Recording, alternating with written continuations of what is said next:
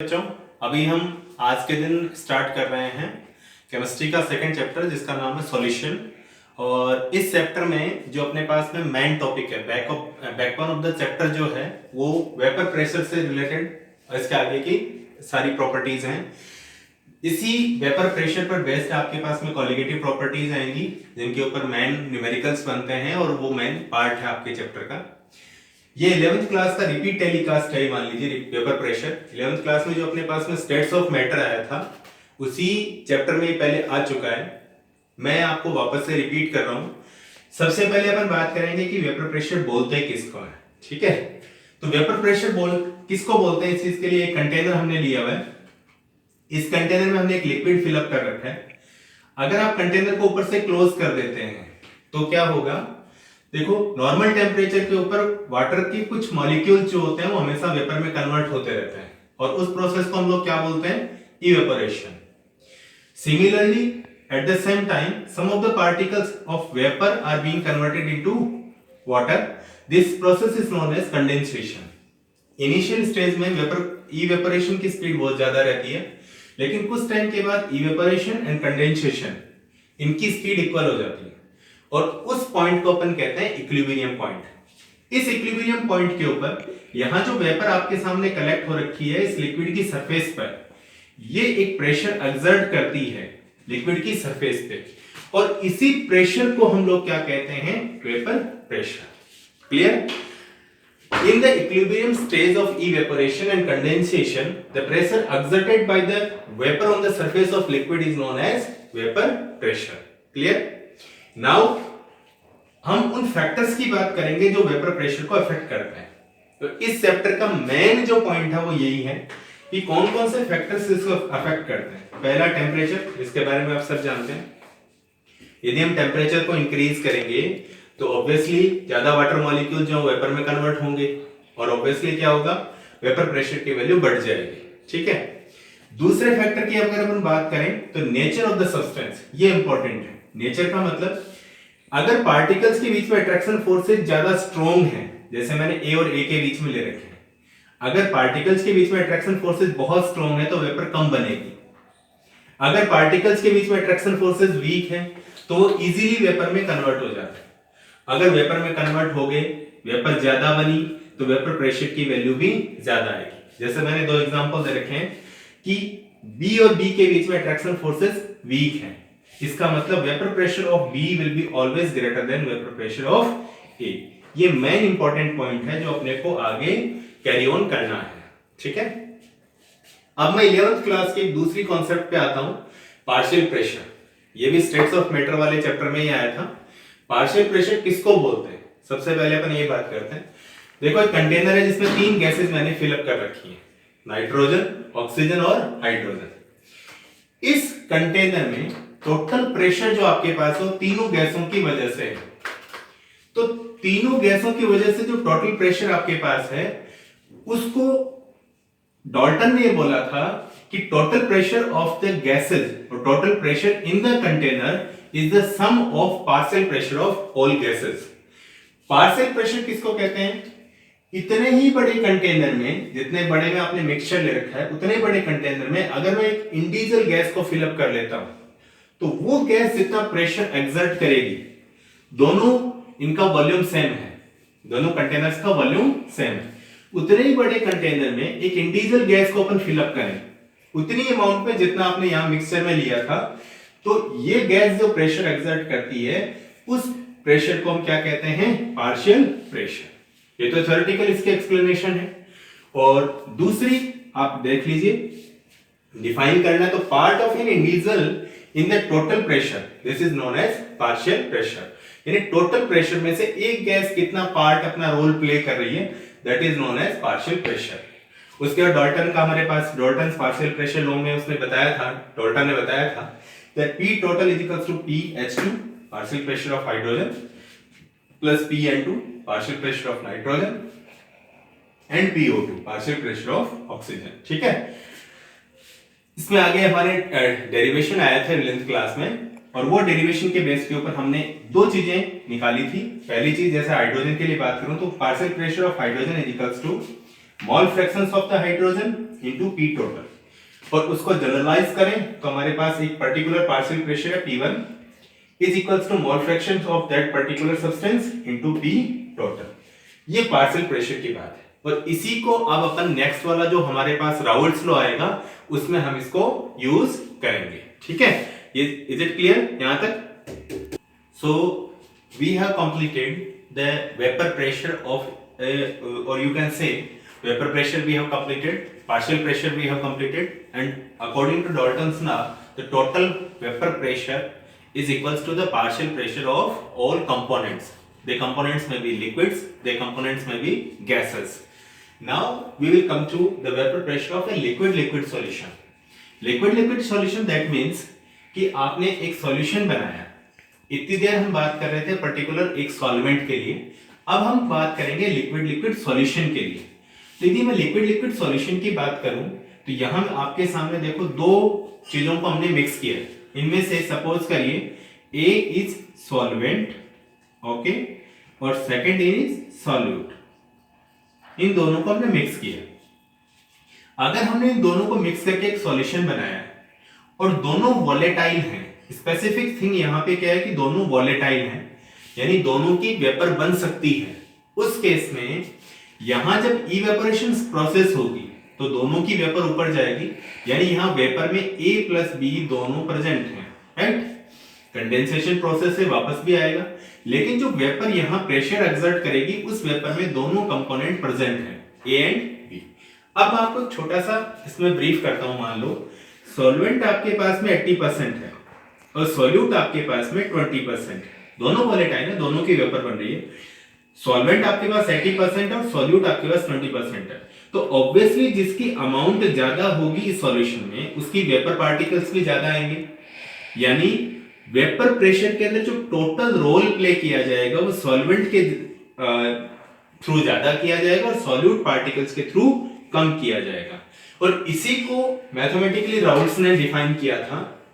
उन्होंने कहा the partial vapor pressure of an component depend on its mole fraction, यानी जिसका अमाउंट ज्यादा है सॉल्यूशन में उसका मोल फ्रैक्शन ज्यादा होगा, जिसका मोल फ्रैक्शन ज्यादा होगा उसके पार्टिकल ज्यादा होंगे, तो उसका पार्शियल प्रेशर यानी कि टोटल प्रेशर का इंडिविजुअल हिस्सा उसका ज्यादा होगा। और इसी को उन्होंने डिफाइन किया था। P1 आप इनमें से किसी एक के लिए, जैसे सॉल्वेंट के लिए बोल रहे हैं, तो P1 is directly proportional to its mole fraction x1 and P2 that is for solute its partial pressure will be directly proportional to x2। Proportional का साइन हटाने के लिए कांस्टेंट आता है, वो कांस्टेंट हमने P1 नोट और P2 नोट लिया है। ये कांस्टेंट क्यों है? क्योंकि स्पेसिफिक टेम्परेचर के ऊपर यानी स्टैंडर्ड कंडीशन के अंदर किसी भी लिक्विड का वेपर प्रेशर एक कांस्टेंट वैल्यू होता है, राइट। तो वो हमने एज ए कांस्टेंट ले लिया। इसी तरीके से ये भी कांस्टेंट वैल्यू है क्योंकि पर्टिकुलर टेम्परेचर पे किसी भी लिक्विड का वेपर प्रेशर जो होता है वो एक कांस्टेंट वैल्यू होता है। सो P1 is also constant, P1 not is constant, P2 not is also constant. फिर डाल्टन्स पार्शियल प्रेशर लॉ हमने लगा दिया है कि P total, this is Raoult's law, again I repeat, इसके पास में है P1 नॉट x1, ऊपर वाले इक्वेशन नंबर 1 से आ रहा है, और P2 आपके पास है P2 नॉट x2, राइट। ये P2 नॉट x2 हमने दोनों वैल्यू पुट कर दी। अब दूसरी चीज यहां देखिए, मोल फ्रैक्शन आपके पास में x1 है, अपने को पता है x1 plus x2 is equals to 1 होता है, राइट।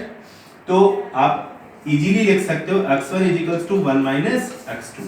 ये वैल्यू मैंने यहां पुट कर दी x1 की जगह, x1 is equals to 1 minus x2, x1 is P2 not x2। अब देखिए यहां ये सेम टू सेम इक्वेशन हम यहां लेके आए, उससे पहले आप इसको मल्टीप्लाई कर दीजिए, P1 not and P1 not x2, ये वैल्यू हम यहां लेके आ गए। नाउ P1 को आप P1 नोट को अलग कर लीजिए और जो नेक्स्ट वाला पोर्शन है इस पोर्शन में से x2 को हमने कॉमन ले लिया, so we will get P2, this is for plus positive and P1 naught negative.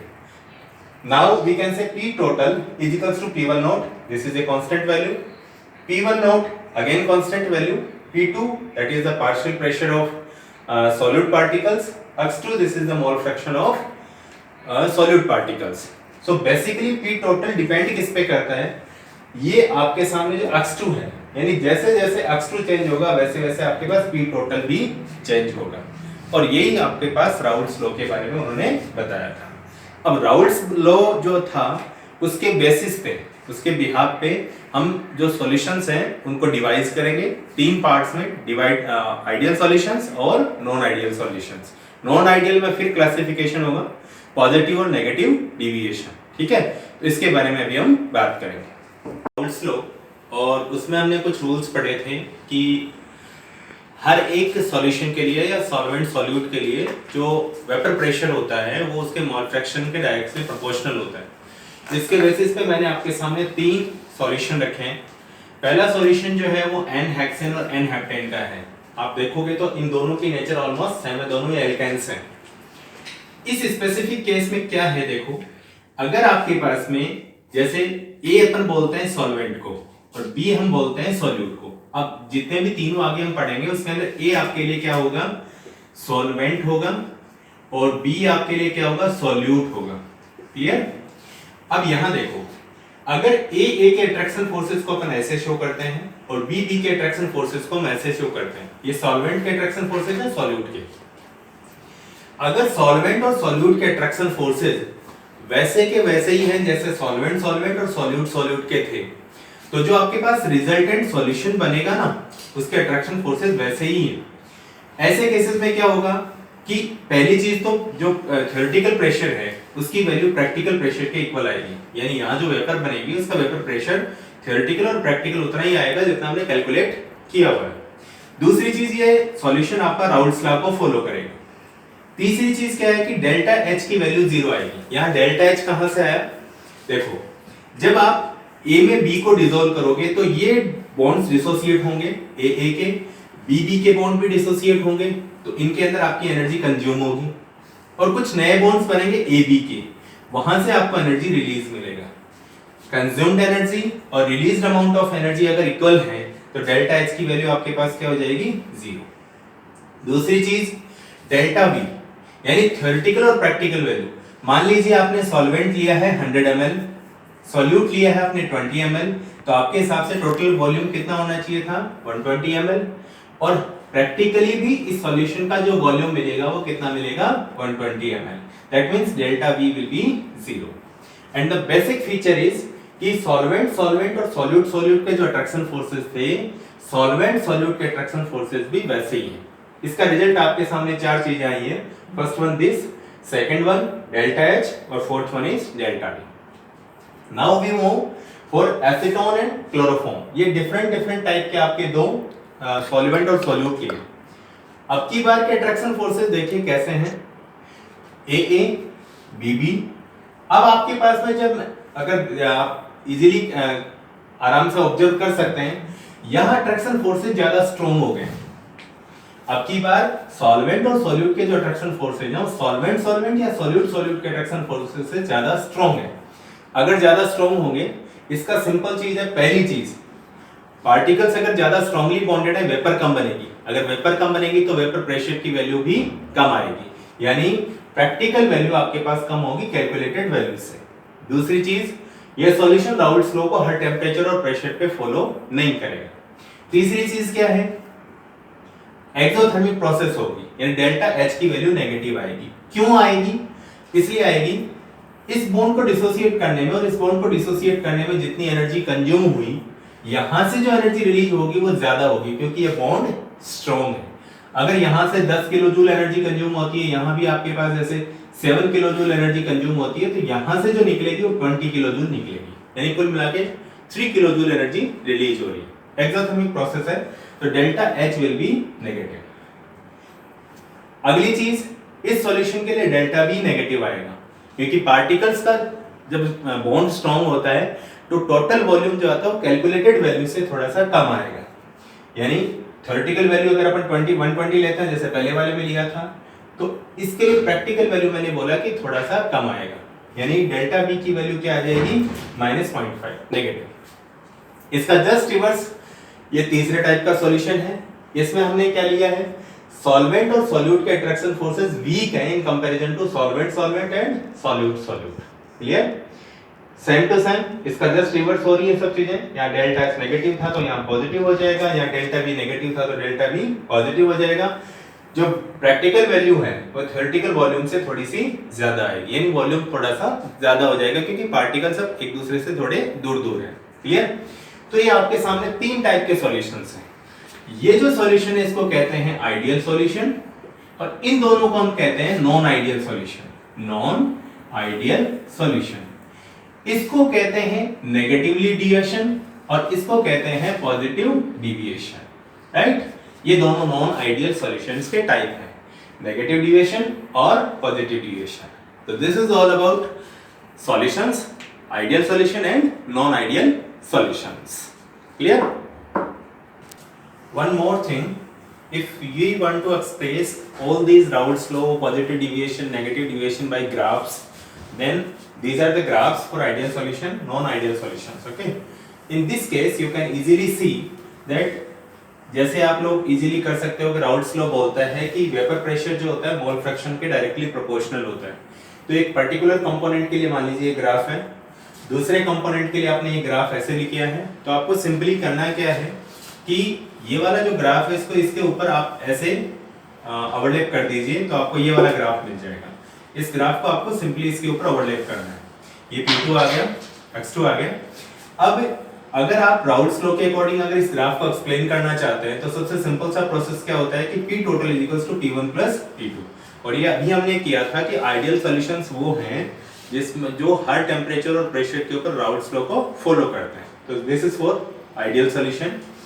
अब अगर नॉन आइडियल में अपन चलते हैं तो डिविएशन नेगेटिव और पॉजिटिव दो टाइप का डिविएशन है। नेगेटिव डिविएशन के लिए जो ग्राफ आएगा वो देखो, ये आपका ये समझ सकते हैं थ्योरेटिकल वैल्यू है, लेकिन रियल जो वैल्यू है प्रैक्टिकल वाली वो उसके थोड़ी सी नीचे आएगी। ठीक है, ये नेगेटिव डिविएशन के लिए ग्राफ हो जाएगा। और पॉजिटिव डिविएशन के लिए जो ग्राफ आएगा उसके अंदर आपको मैंने बताया था कि सॉल्वेंट जो सॉल्यूट पार्टिकल्स हैं उनके बीच का अट्रैक्शन फोर्सेस कम है, पार्टिकल्स दूर दूर हैं, ऑब्वियसली वेपर ज्यादा बनेगी तो वेपर प्रेशर की वैल्यू कैलकुलेटेड वैल्यू से भी थोड़ी ज्यादा आएगी। तो इसलिए इसका ग्राफ जो है वो आपको ऊपर की साइड दिख रहा है। तो ये तीनों ग्राफ आपको शो करते हैं, ये आइडियल सॉल्यूशन को, ये नेगेटिव डिविएटेड को, और ये positive deviated non ideal solution को। क्लियर? Okay, thank you.